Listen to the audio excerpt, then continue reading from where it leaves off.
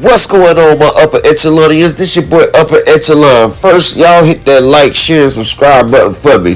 And like, we go live every day, man. We have great discussions on the live. Y'all can check it out. And we have open discussion panels. You know, we talk about what y'all want to talk about. Like, it's an open panel. Plus, we have different topics we talk about.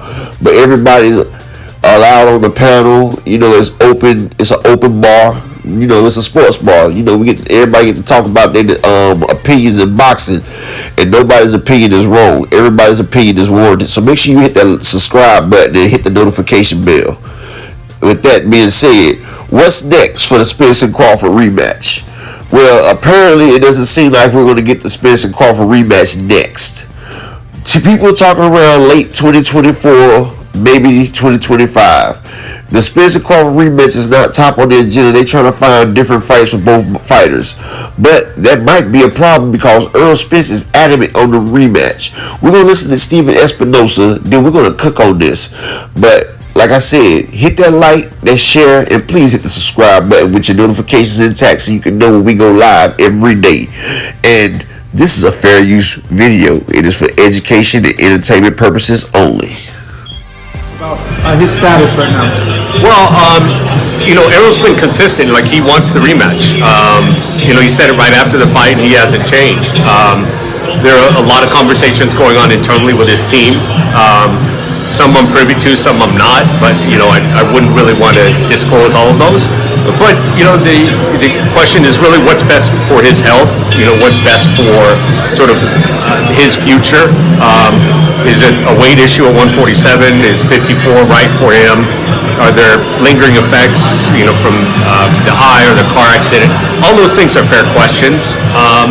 He's been through a lot. So I think, I think all of that is still to be determined. But the one thing that is absolutely the case is, Spence wants the rematch. The question is there's, as a team, do all his advisors agree that that's the best way to go? Now, maybe you're more privy to this. Like, a lot of people have suggested maybe a test fight at 54, then go into the rematch. The way the contract is, like, does he have to go into an immediate rematch, or he can have like not a tune-up, but like a test fight before he goes into that? It's an immediate rematch. Yeah. So it has to, like the next fight, it has to be Crawford. It has to be, but there's always negotiations, and the reality is, it is a big fight. It's the biggest fight, arguably, for either one of them right now. So, I'm not sure I haven't obviously spoken to Crawford about it. But if he had to wait a fight, and then get a big rematch, I don't see why that would be a big problem. So look, I don't think if he wanted to test himself at 47, I don't think that means that there won't be a rematch. It just means there has to be some negotiating. December, is that still the tentative plan when you last spoke to everyone? It hasn't, haven't really talked about the timetable. I mean, that's the timetable that's in their contract for the rematch. But again, I think there's flexibility, both ways. Is there any way the rematch doesn't happen? Like, is it possible? Sure. There's a couple different ways. I mean, Errol could decide he wants to go to 54, and Crawford decides, he doesn't want to go to 54.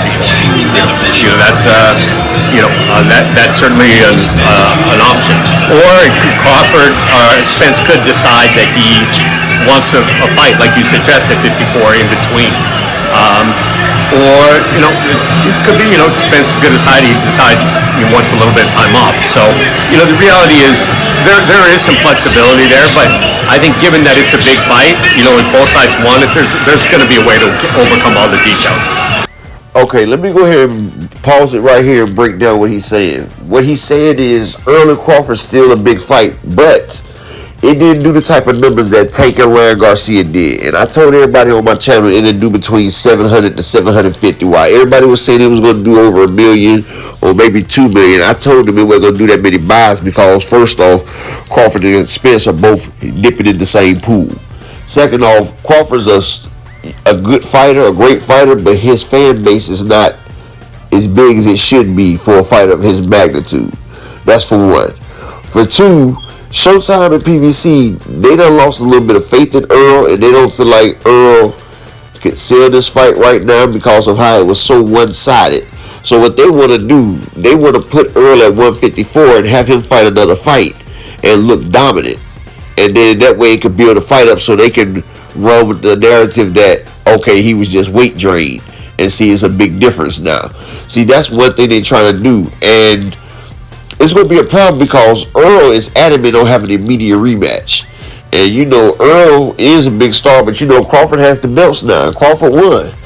But Steven Espinosa said there's flexibility in there because we're not looking at the same Terrence Crawford right now. Terrence Crawford done got a taste of that PBC money. He done got a taste of that back end money. Now he sees all the stories is true. And now PBC is actively promoting and building Terrence Crawford up as a big name right now. Because he's the champ and he's signed to Al Heyman right now. So they're trying to build his brand up. So if they do the rematch, because this is the biggest fight for both fighters right now, it'll be a much bigger show. And if Earl Spence moves up to 154 and he looks dominant, then they have an angle for a rematch. Like, okay, he was weight drained. And see, they're confident on the flexibility because Terrence Crawford just got paid. Him and Earl both just got over $30 million. So they know the fight's there, and plus they have a good relationship with Terrence Crawford right now because they have open transparency and Terrence Crawford made money. And they know money makes people come together. But I'm going to let y'all finish this, and then we're going to discuss future opponents for Earl and Terrence and how this might go. If you haven't yet, hit the subscribe and like button. Let's continue with Steven Espinosa.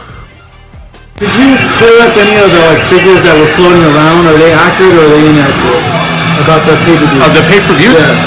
Look, we don't typically get into specifics, but I think most of the numbers that I've seen, you know, are in the ballpark. I mean, you know, there's the stray, you know, the stray ones that say, you know, it was an absolute flop. Certainly wasn't a flop. It hit right in the range of what we sort of expected. And look, it's going to be career high paydays by a multiple for each of those guys. Yeah, no, it's overall, I felt it was a fight that it crossed to like mainstream culture. That's for sure. So if Spence chooses not to do the immediate rematch, this is just kind of thinking, where does Boots kind of sit in that conversation?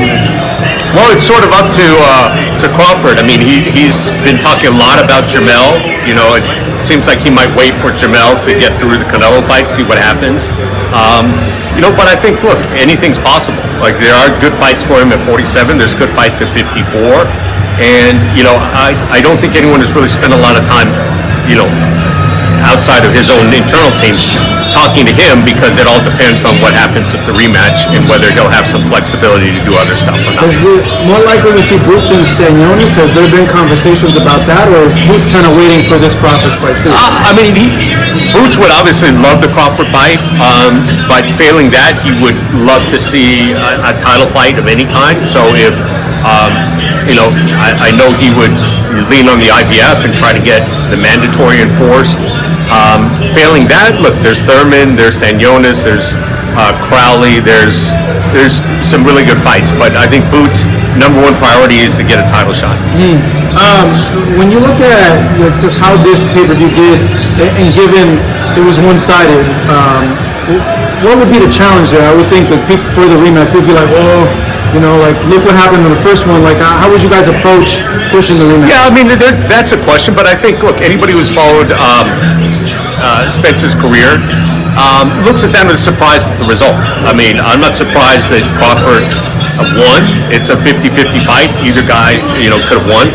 But I think most people were surprised at the nature of it, that it was that one-sided. So I think there is interest in saying, you know, was that an off night? Is Crawford really that good? Is weight a factor? I think there are a lot of questions. None of that is to take away anything from Crawford, because he was spectacular that night. The question is, you know, if that was an off night for Spence, you know, is a rematch, does it look any different? Crawford and Charlo, I want to see it. A lot of people want to see it, but See, that's the problem right there. See, the pay-per-views did about what they expected.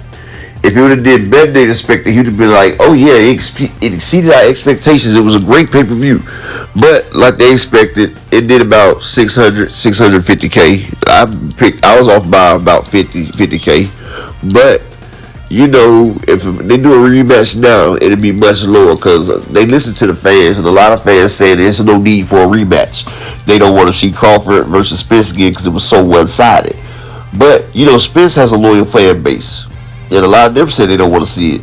That's why they have to make some intrigue, because a great rematch is because it's something that happened in the first match.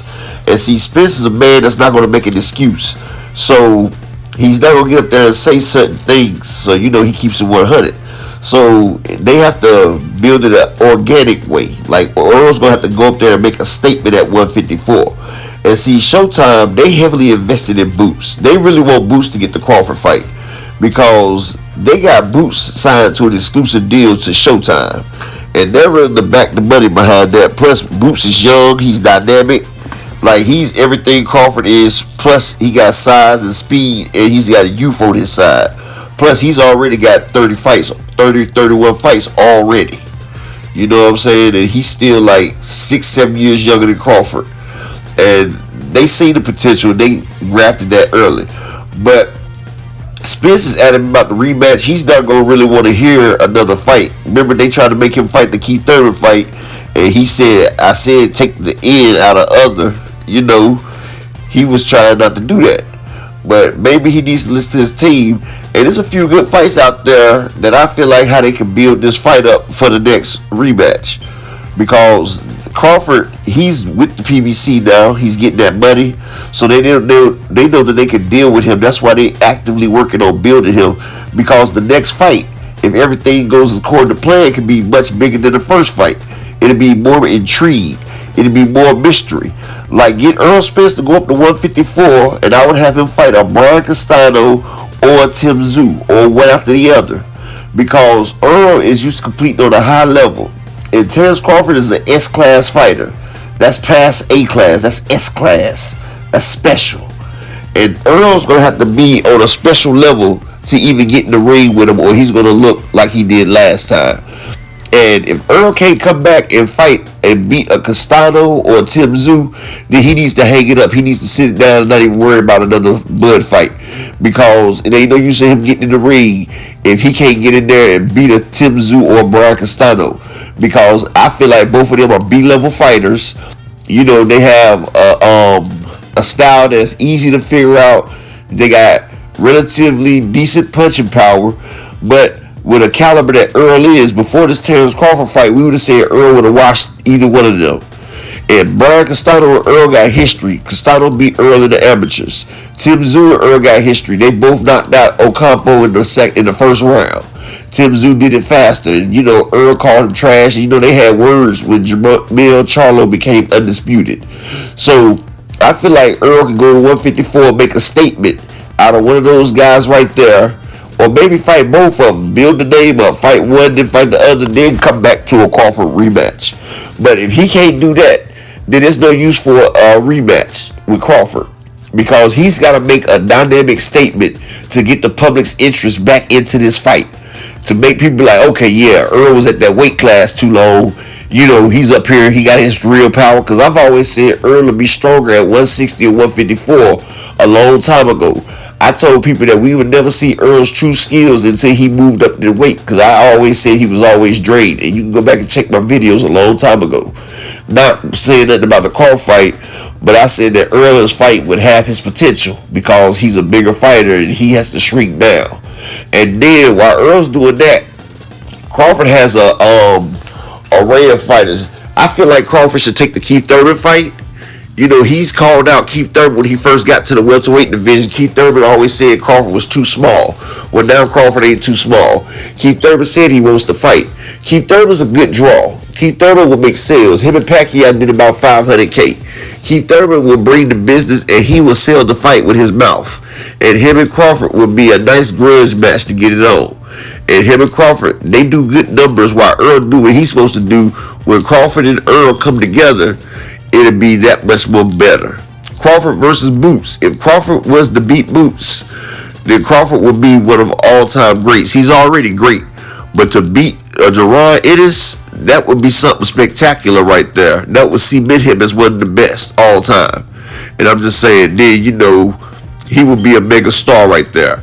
See, right now, I feel like Terrence Crawford, after beating Earl, he's probably a 225K buy pay-per-view star right now.